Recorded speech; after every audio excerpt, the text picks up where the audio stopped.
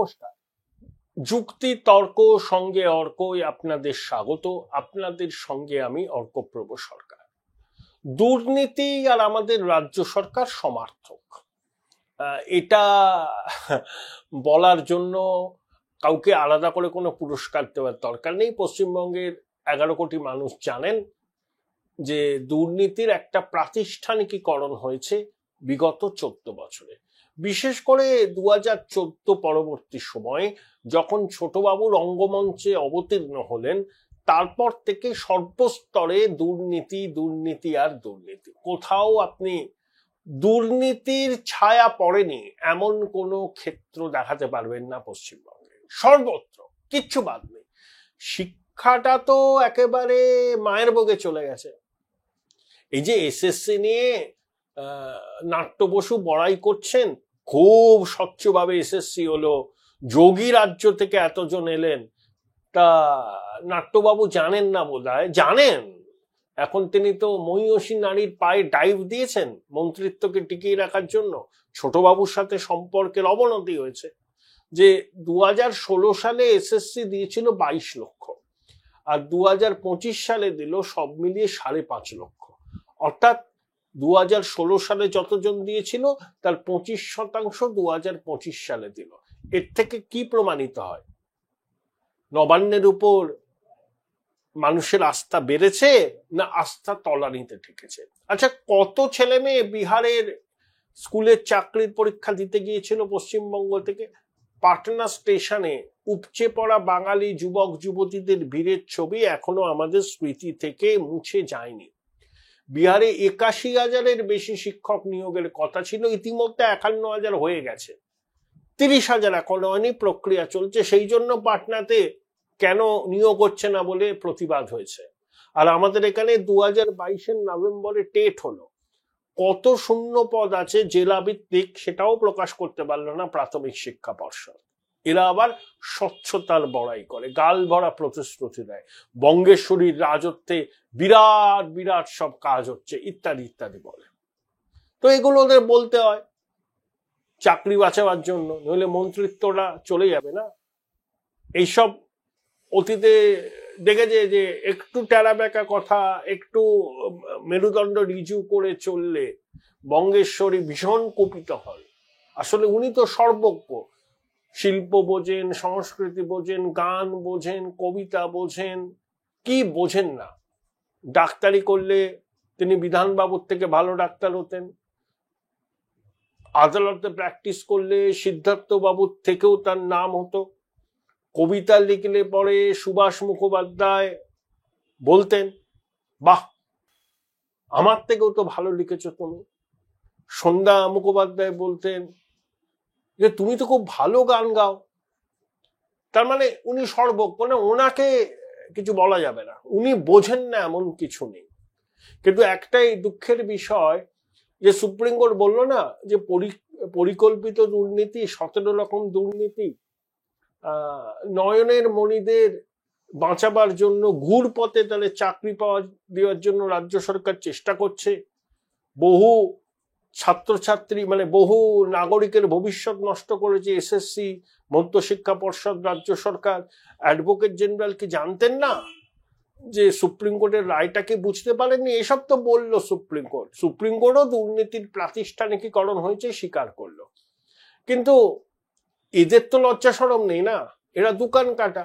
এরা এখনো বলছে দেখো আমাদের কি স্বচ্ছ। এবার কাজরি বন্দ্যোপাধ্যায়ের এপিসোডটার কথা আপনারা সবাই জানেন। এই যে সর্বত্র দখলদারির মানসিকতা, ফুটবল ক্লাব দখল করতে হবে, হকি দখল করতে হবে, কাবাডি দখল করতে হবে, কলেজের পরিচালনা সমিতির সভাপতির মাথায় পদে বসতে হবে, আমি শিক্ষাক্ষেত্রের সঙ্গে যুক্ত না হলেও চলবে, আমি কাউন্সিলর, আমি বসবো। এসব তো আপনারা দেখছেন সর্বত্র কয়েকটি পরিবারের দখলদারি। সর্বত্র একটা স্পেস পাবেন না যেখানে এদের দখলদারি নেই।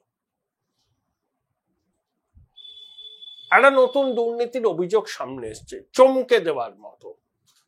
Maulana Abul Kalam Azad institute of technology, সংক্ষেপে ম্যাকাউ, প্রযুক্তি বিশ্ববিদ্যালয়, সে বাম আমলে শুরু হয়েছিল।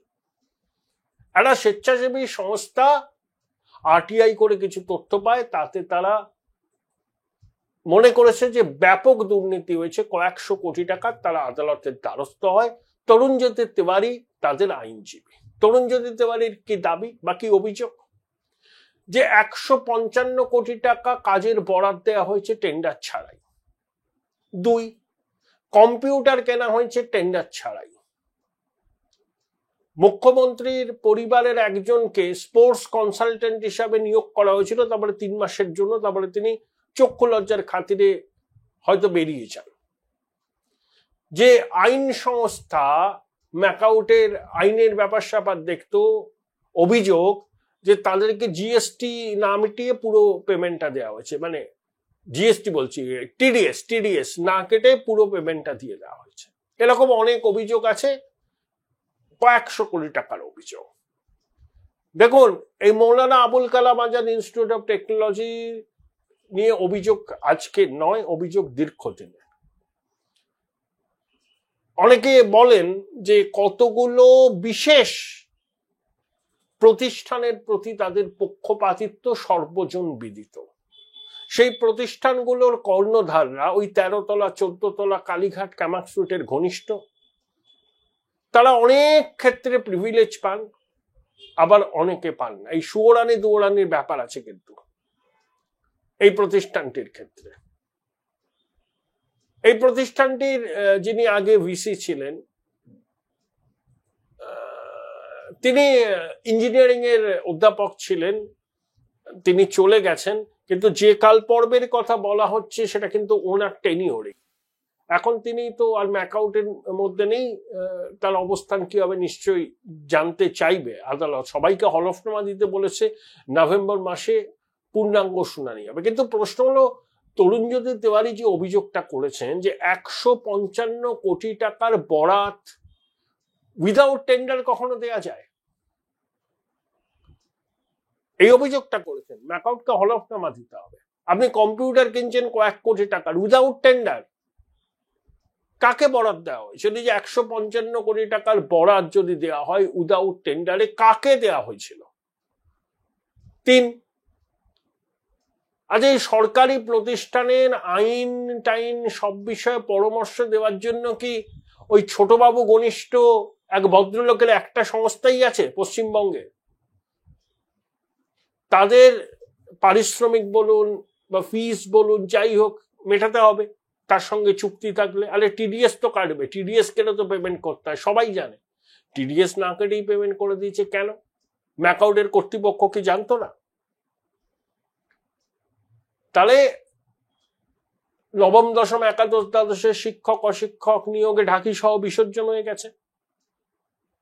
প্রাথমিকের রায় আসবে, 2022-এর টেট পরীক্ষার পরে কেউ নিয়োগ পাচ্ছে না, তারা রাস্তায়। শিক্ষামন্ত্রী বলছেন অযৌক্তিক আন্দোলন। 3 বছর হতে চললো, এখনো জেলা ভিত্তিক শূন্য পদের তালিকা বেরোলো না। বন্দ্যোপাধ্যায় পরিবারের এক জনপ্রতিনিধি মরিয়া হয়ে কলেজের পরিচালন সমিতির মাথায় বসতে চাইছেন, হাইকোর্টে ভর্ৎসিত তিরস্কৃত হচ্ছেন।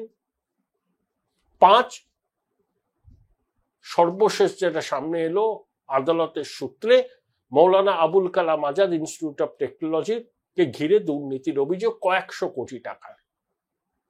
ভাবতে পারছেন? প্রযুক্তি বিশ্ববিদ্যালয়, রাজ্যের সবকটা বেসরকারি ইঞ্জিনিয়ারিং কলেজ ম্যাকাউটের আন্ডারে। ম্যাকাউট নিজেও ডিগ্রি দেয়, হরিণগাড়ায় তাদের ক্যাম্পাস আছে। তাহলে প্রযুক্তি বিশ্ববিদ্যালয়ে যদি এরকম দুর্নীতি হয়, যদি আপনি ম্যাকাউটকে নিয়ে তদন্ত, আদালত যদি সিবিআইডির তদন্তের নির্দেশ দেয়, সম্ভবত দিতেও পারে, দুর্নীতির বহর কম নয়, মামলাকারীরা সিবিআইডি চেয়েছে, প্যান্ডোরার বাক্স খুলে যাবে। ওই যে অঙ্কটা বলা হচ্ছে না এত টাকার দুর্নীতি, তার কয়েক গুণ বেশি দুর্নীতি, এবং বহু আধিকারিক, বহু কেষ্টবিষ্টু এর সঙ্গে জড়িয়ে। এখন অনেকে সাধু সাজতে চাইছেন। তাহলে একটা ক্ষেত্র বাদ নেই, যেখানে আপনি তাকাবেন সেখানেই দুর্নীতির আতুরঘ। দুর্নীতি আর এই সরকার সমার্থক। তাই দেখুন না, নির্বাচনী প্রচার, এখন তো নির্বাচনের মোড়ে চলে গেছে শাসক দল, ভাষা সন্ত্রাস, বাঙালিদের উপর আক্রমণ, মিথ্যে ন্যারেটিভ এস্টাবলিশ করতে চেয়েছে, সেটা কিন্তু হয়নি। দেখুন এখন শাসক কিন্তু ওরকম এটা বলছে না, কারণ বিজেপি শাসিত রাজ্যেই তো হচ্ছে না, এটা তো পাঞ্জাবেও হচ্ছে, তামিলনাড়ুতেও হচ্ছে, তখন তো চুপ। এইটা ন্যারেটিভটা খাচ্ছে না, মানুষ বুঝতে পেরেছে না বাঙালির উপর আক্রমণ হচ্ছে না, ভাষা সন্ত্রাসও কিছু হচ্ছে না।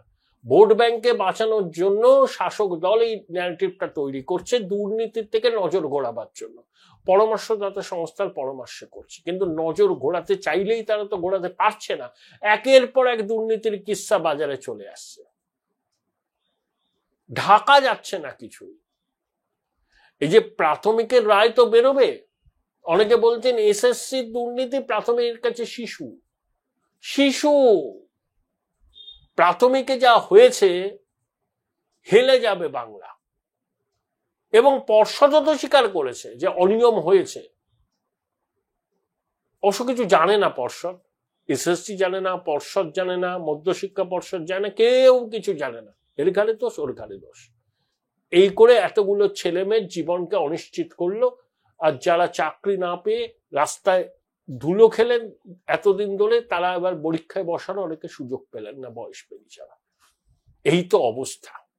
জানি না আগামী দিনে আর নতুন নতুন কি দুর্নীতির কিস্সা সামনে আসবে, কিন্তু ম্যাকআউটকে ঘিরে যে অভিযোগ উঠছে, রাজ্যের একমাত্র প্রযুক্তি বিশ্ববিদ্যালয়, চমকে দেওয়ার মতো। এবং এতে যদি কেন্দ্রীয় তদন্ত হয় এবং তদন্তকারী সংস্থা যদি স্বচ্ছতার সাথে পেশাদারিত্বের সাথে তদন্ত করে, কয়েক হাজার কোটি টাকার দুর্নীতি সামনে আসবে, এটাই মনে করছি ওয়াকিবহাল মহল। Join Indian Institute of Hotel Management now. Right choice, right decision.